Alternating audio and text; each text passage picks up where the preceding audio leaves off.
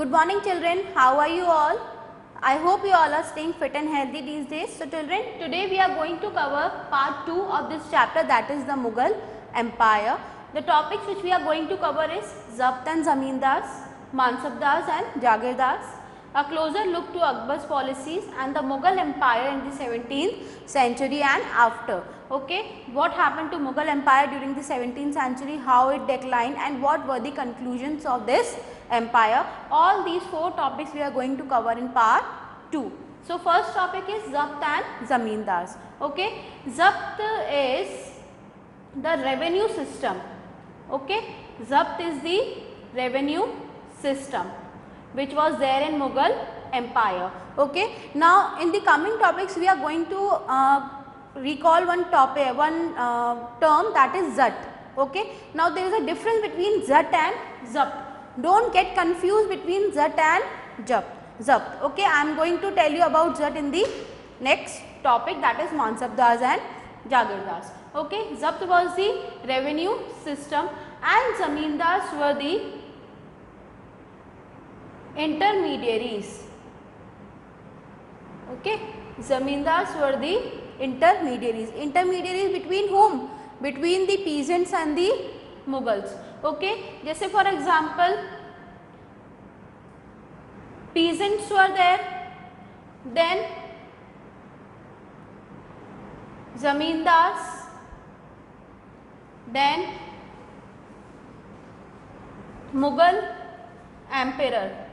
Okay, those who were ruling at that particular time. Okay, so first peasants were there, then Zamindars were there and then Mughal emperor were there. Peasants used to give taxes to the Zamindars and Zamindars used to transfer it to the Mughal emperor. So that's why Zamindars were called intermediaries. Okay, I hope this is very clear why Zamindars were called intermediaries. Zamindars were called intermediaries because they were the mediator between the peasants and the Mughal emperor.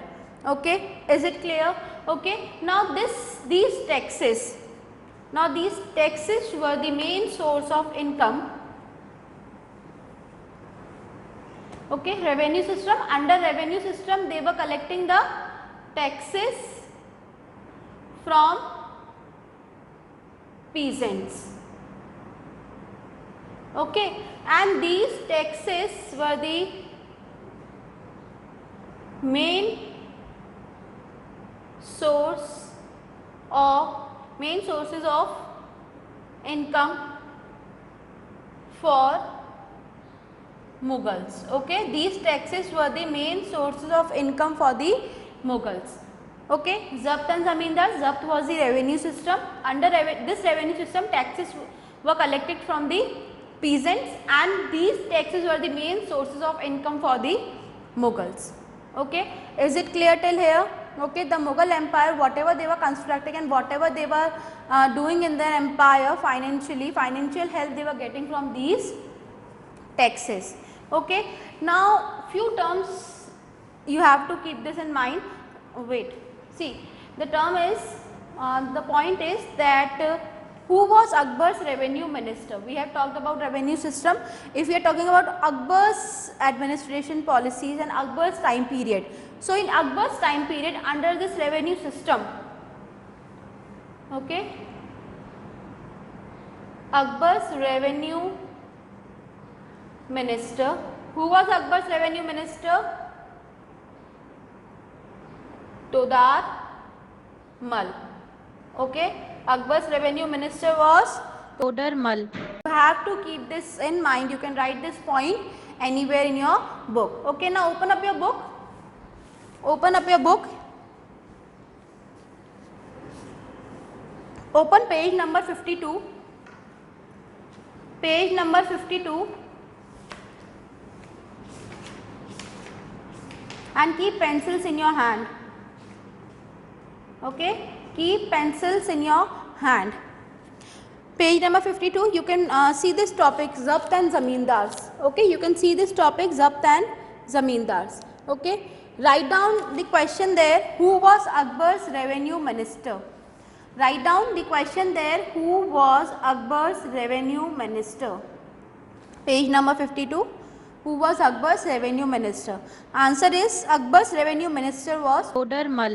In the second paragraph, first line you will find. I have also made you mention it on the board. Mark it carefully. Okay. So what, see, we have already read about the revenue system.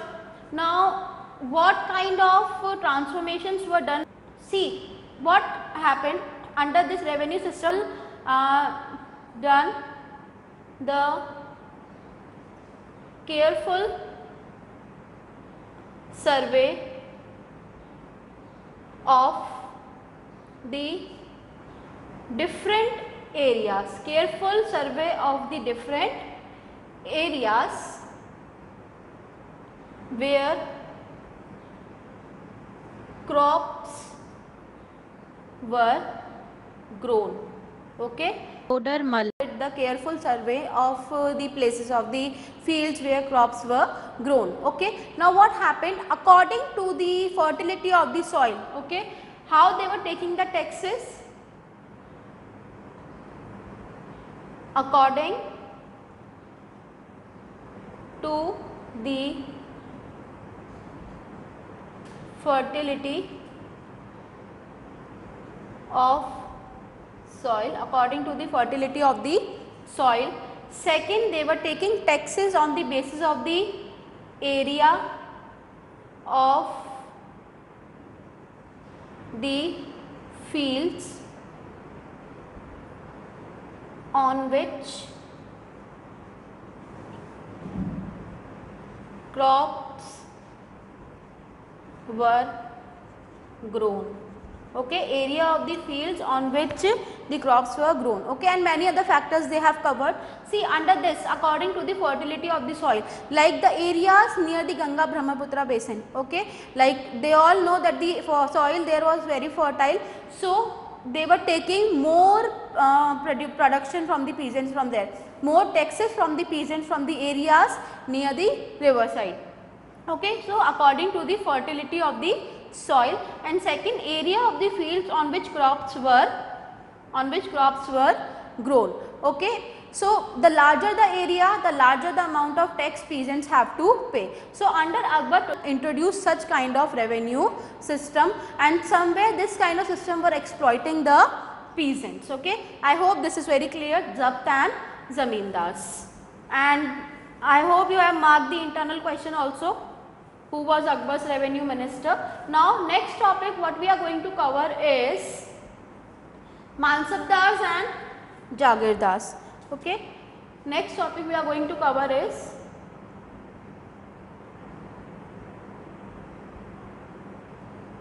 Mansabdars and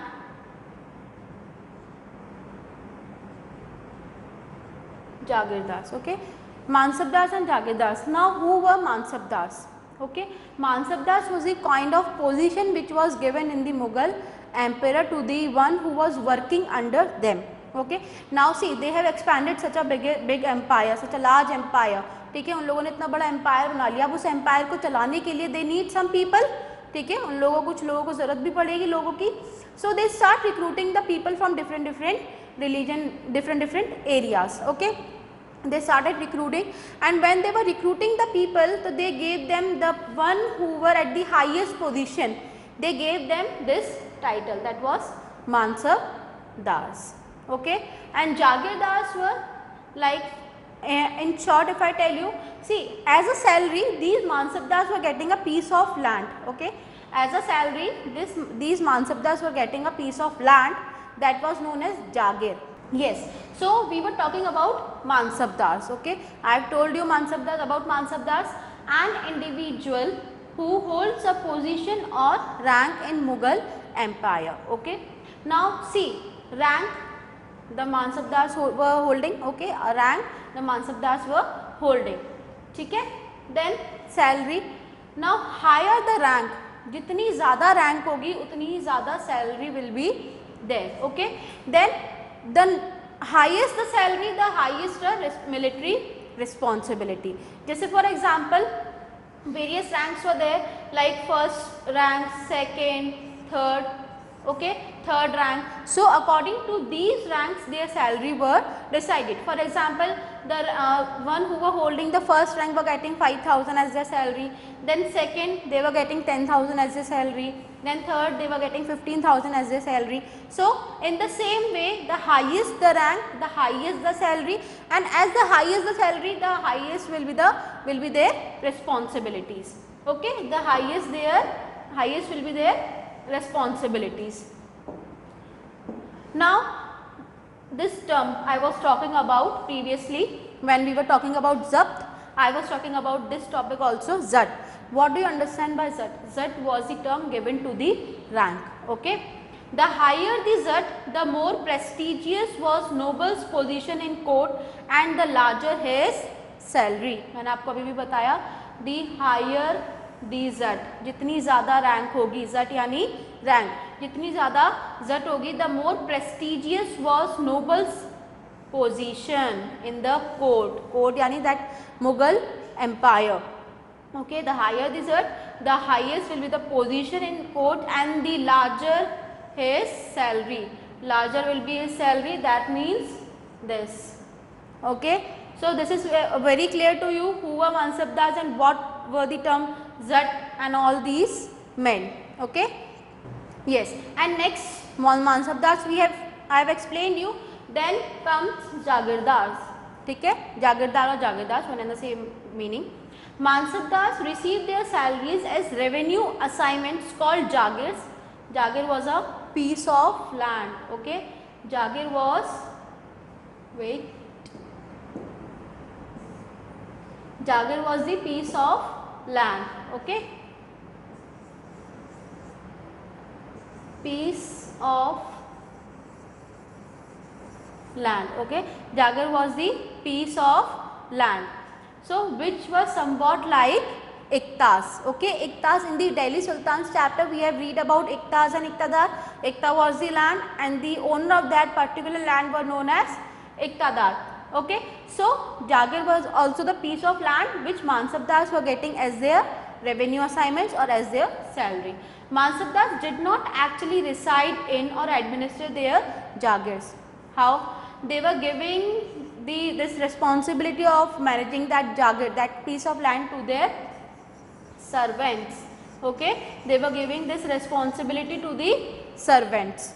Okay, then they only had rights to the revenue of their assignments which was collected for them by their servants. Okay, the revenue which was being collected, okay, revenue which was being collected for them by their servants. Okay, so they were just collecting the revenue from the servants and seeing that what kind of revenue and how much production was going on the fields, but to the what kind of fertility was there towards the soil and how the peasants were working, they don't have any kind of botheration towards that. Okay, they were just collecting the revenue, and for the collection of the revenue they had kept the servants who were collecting the revenue on their behalf. So I hope this is very clear, Mansabdars and Jagirdars.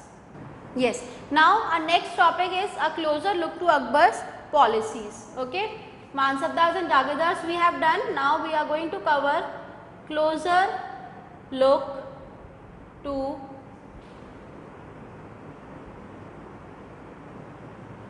Akbar's policies. Now how do we come to know about the Akbar's policies? हमें अकबर्स की policies के बारे में कैसे मालूम पड़ता है?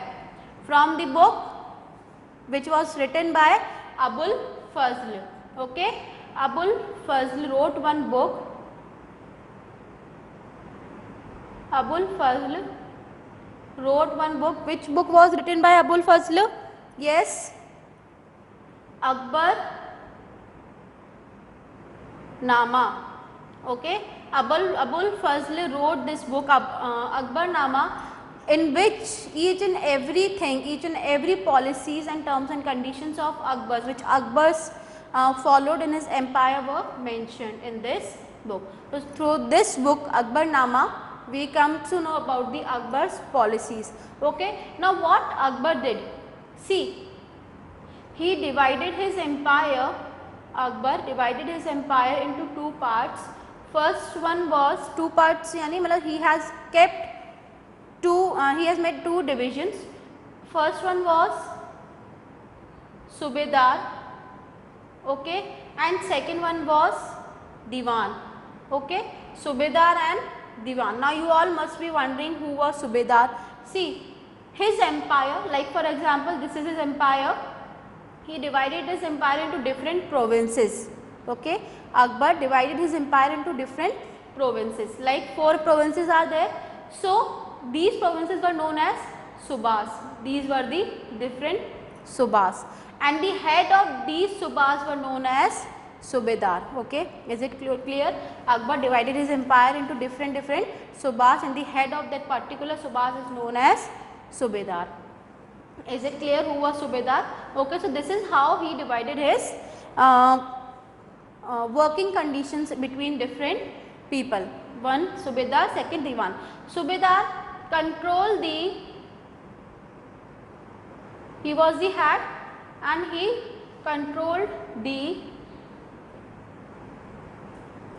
military and political functions, okay. Whatever kind of military and political changes or anything related to these were going on in that particular Subas, he was controlling these affairs related to the military and political affairs, okay. And Diwan, he was the financial officer, okay, he was the financial officer. Diwan was the financial officer. All the financial issues related to the revenue, taxes, money, or everything in that particular Subas was controlled by the Diwan. So this was the first policy of Akbar's administration system, how he divided the responsibilities between Subedar and Diwan, and how he divided his empire into different Subas. Yes. Second policy was Akbar and the idea of Ibadat Khana, okay. Akbar and his idea of Ibadat Khana, okay. Now what was this? It was a place where they used to worship their god, okay. Like for example where they used to read the namaz, okay. So Akbar and his idea of Ibadat Khana, okay. Now what happened? He used to discuss about various religions, okay. He used to discuss about various religions to various religious scholars, okay. Now why he discuss such kind of religious terms with different religious scholars, okay. He used to discuss about various religions to various religious scholars, okay. Why? Because he wanted to know about the different religions. He wanted to know why there is so much of diversity and why there is so much of discrimination between the people regarding their religion, okay. When he came to know about different religious things from different religious scholars, he came to know that these religions and all were just the matter of discrimination, like these kind of things should not be followed. Only these religious scholars are expanding and exaggerating these things, okay. So what conclusion came out after when he came to know about different religions? The conclusion which came out was, you can write this in your notebooks also, in your books you can write this, that Akbar's interaction with people,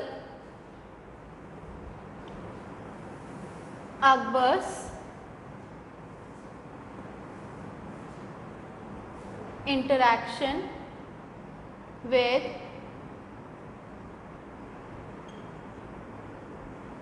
people of different faiths made him realize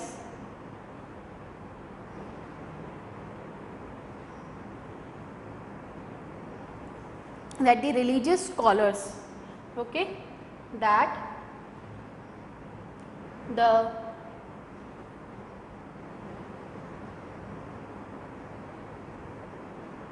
religious scholars who emphasized ritual and dogma, who emphasized rituals and dogma were often bigots, okay, were often bigots, okay. Write it down in your books that Akbar's interaction with people of different faiths made him realize that religious scholars who emphasized ritual and dogma were often bigots, okay. Now open page number 54 and mark both these terms, okay, mark both these terms, dogma and bigot, okay. Dogma, a statement or interpretation declared and authoritative with the expectation that it would be followed without question. Like for example, जैसे religious scholars ने बोल दिया कि in this like Hindu religion will follow these things only, these festivals only, Muslim religion is going to follow these festivals, these things only, okay. So these kind of things which they are saying, which they are asking from the people should not be questionable, like they should follow it blindly without questioning these things. And bigot was an individual who is intolerant of another person's religious beliefs or culture, ठीक है. Boycott यानी an individual who is tolerant मतलब जो किसी और के religion को बिल्कुल भी टॉलरेट नहीं कर पाए, okay.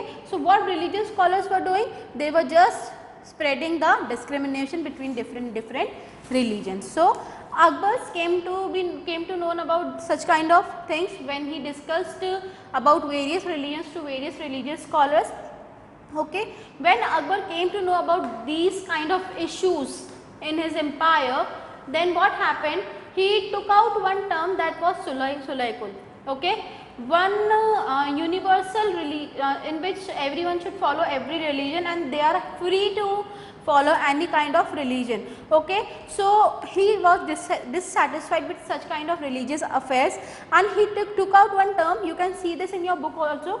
Open page number 55. In the first paragraph only you will find Akbar led to the idea of sulaykul or universal peace. Page number 55, in the first line only you will find this thing. And Akbar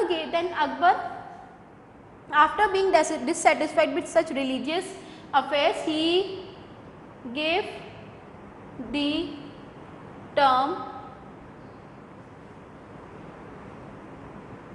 sulaykul, which means universal peace, okay, which means universal peace. And under this, people should not discriminate. Under this sulaykul and universal peace, people should not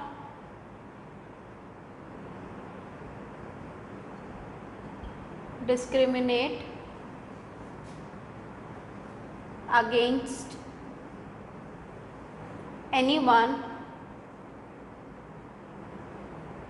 regarding their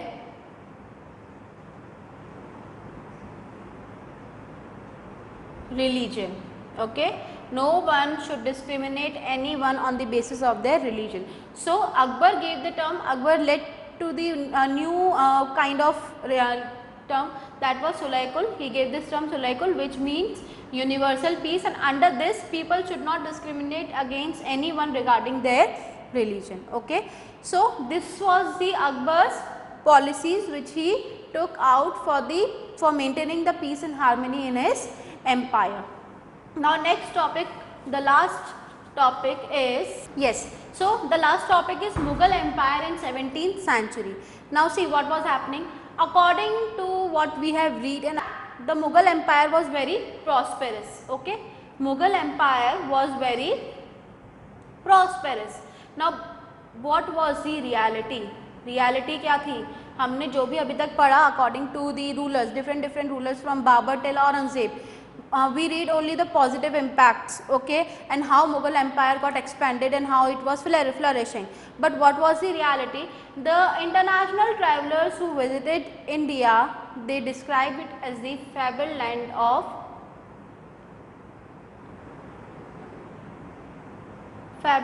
land of wealth, okay, prosperity was there, okay, like you all must you should have you have read about this in the class 6 book that India को सोने की चिड़िया बोला जाता था, ठीक है. So wealth was there, money was there, okay, but poverty was also there, okay, poverty also existed. Why poverty existed? Poverty exists. See, the one who was working in the Mughal empire, peasants, artisans, they all were there, okay. Mansabdars, मैंने आपको बताया था, they were getting the highest position in Mughal empire, so they were getting the salary, they were prosperous. But in when they were getting the salary, somehow on the other hand peasants were getting exploited. So why poverty was there? See, Mansabdars,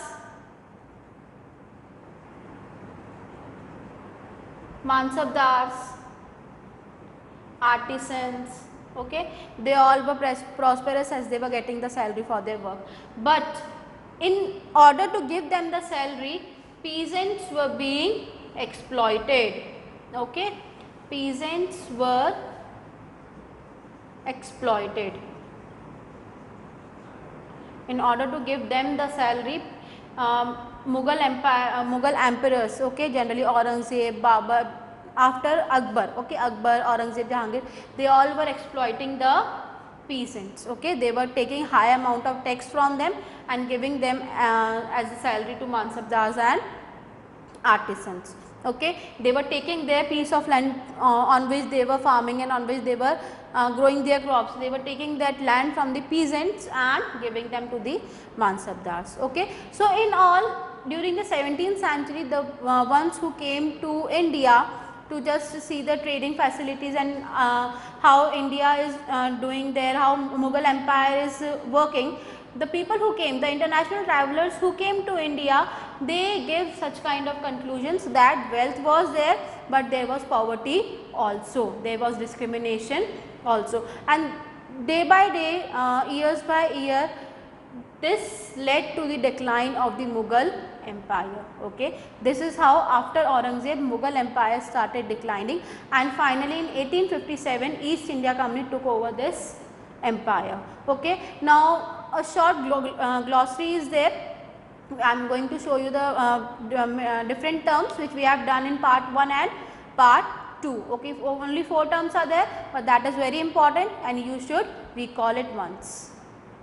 Yes, these 4 points to remember, okay. 4 terms are there, that should be there in your mind. Co-parcenary, what was co-parcenary? These were the Mughal tradition of succession. In that topic we have read about co-parcenary and primogeniture, okay. In co-parcenary, custom which recommends division of property among several heirs, okay. I have told you that the number of sons were there, okay, like the number of sons, the number of divisions will be there of the property, okay. And in primogeniture, we have read that the eldest son will inherit his father's estate after his death. There was no division between the son, okay. Then Mansabdar was there, person in charge of a region and a special rank holder with military task in the Mughal empire, okay. They used to recruit people on the highest position and they were known as Mansabdars, okay. They were having a special rank and holder with military task.